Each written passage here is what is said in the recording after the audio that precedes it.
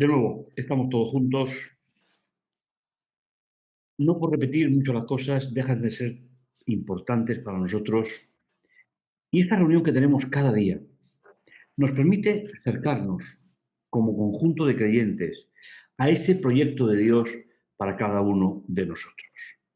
Comenzamos el programa de hoy y lo comenzamos, pues, como siempre, preparándonos para abrir la palabra de Dios y poder disfrutar de esos encuentros espirituales que cada día llegamos juntos a compartir con la palabra de Dios entre nuestras manos y sobre todo en el corazón de cada uno de nosotros. ¿Por qué? Porque estamos hablando de la llegada del Espíritu. Estamos hablando del momento en que al frente del conjunto de creyentes se sitúa el Espíritu Santo, el Espíritu de Dios, y no ningún ser humano, sino que somos cada uno de nosotros, para que podamos compartir la ilusión de estar junto a nuestro Dios. Por eso abriremos hoy, como siempre, en el libro de los Hechos del Espíritu, para que podamos continuar apreciando esa labor especial que hicieron los primeros apóstoles, los primeros discípulos junto a Jesús, compartiendo el Evangelio de salvación. Pablo y Bernabé en Antioquía. Recordamos en el programa de ayer que fueron enviados porque habían escuchado que la predicación había empezado a producirse entre aquellas comunidades judías de la época.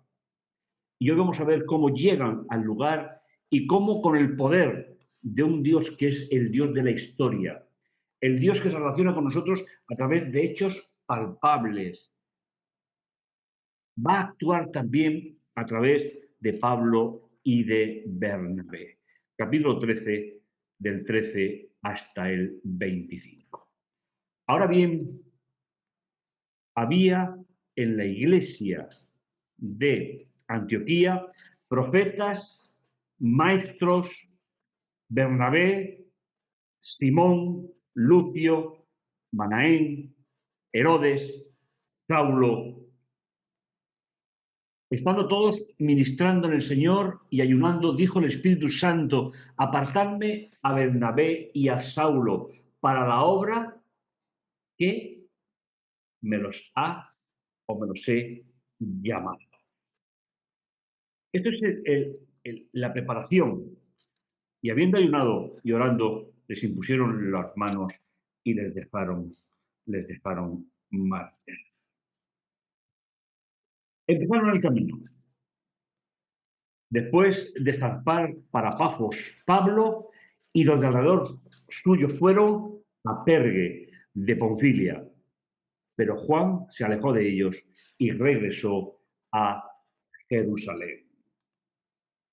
Ellos, pasando por Perge, llegaron a Antioquía y entrando a la sinagoga en el día de sábado se sentaron. Aquí tenemos una idea importante para nuestra reflexión en el día de hoy. A veces nos sentimos cohibidos por predicar el Evangelio a personas cercanas a nosotros. Pero Pablo, en este caso, o Bernabé, no dudaron ni un instante en que el Evangelio que tenían que predicar tenía que empezar por su casa, es decir, por sus hermanos de fe, antes de encontrarse con el camino a Damasco. Porque finalmente eran los que más cerca estaban del Evangelio de Dios, del Evangelio del Reino. Y como era su costumbre, porque el sábado no dejó nunca de estar en vigencia, ni lo estará nunca, llegaron a la sinagoga y, como era la costumbre de ellos, un sábado de mañana se sentaron a escuchar. Pero el Espíritu estaba preparando aquella reunión de aquel sábado por la mañana para que el Evangelio empezase a ser comunicado en aquella ciudad. Después de la lectura de la ley y los profetas, tal y como se hacía en cada sinagoga del momento, primeramente se leía una porción de los 5 primeros libros de la Biblia divididos justamente por sábados o semanas, 54. Y luego se leía una porción de los profetas que ellos entendían que hacía alusión a ese texto de la Torá o de la ley. El ritual de la sinagoga es muy parecido al que tenemos nosotros todavía hoy, ya que somos el único grupo del mundo cristiano que mantiene las dos estructuras sociales y religiosas que había en Israel. El templo para adorar a Dios y la sinagoga o iglesia para alabar a nuestro Dios. Y eso se hacía tomando la palabra de Dios como el punto de inflexión importante cada sábado. En cualquier parte del mundo judío de la época se leía la Biblia. Los principales de la sinagoga se dieron o se dirigieron a ellos diciendo: varones hermanos, si tenéis alguna palabra de exhortación para el pueblo, hablad. Estamos entre judíos de la diáspora, judíos fuera de Jerusalén, y se les invita a que puedan tomar la palabra. Y entonces Pablo se levantó y, haciendo silencio con la mano, dijo, y empieza, mis hermanos, a exponer el Evangelio, pero con una particularidad importante. Fijaos, varones israelitas y los que conocéis a Dios, oíd. ¿Qué tenía Pablo, Bernabé y aquella comunidad en conjunto?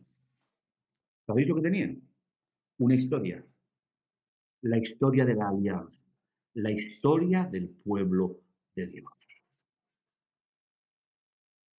Y Pablo comenzará su exposición diciendo: el Dios de este pueblo de Israel escogió a nuestros padres y enalteció al pueblo durante la permanencia en la tierra de Egipto, y con brazo poderoso los sacó de ella, y como por un tiempo de 40 años los trató en el desierto. Y habiendo destruido 7 naciones en tierra de Canaán, dio en herencia la tierra de ellos como por 400. Qué interesante, mis hermanos, aprender del método de Pablo.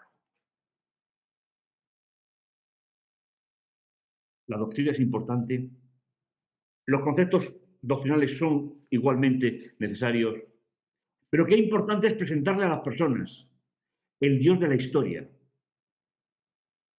el Dios que atraviesa a través de esa alianza desde Abraham hasta el día de hoy, un Dios que se comunica con nosotros, un Dios que está junto a nosotros, un Dios que es próximo a cada uno de nosotros. Y recuerda esa mano poderosa de Dios que liberó al pueblo de la esclavitud. El primer punto que Pablo está compartiendo es qué tienen en común aquella comunidad de creyentes y Pablo en la situación que se encuentra, para llevarles directamente a la diferencia, que la diferencia será simplemente Jesús, el Maestro de Nazaret.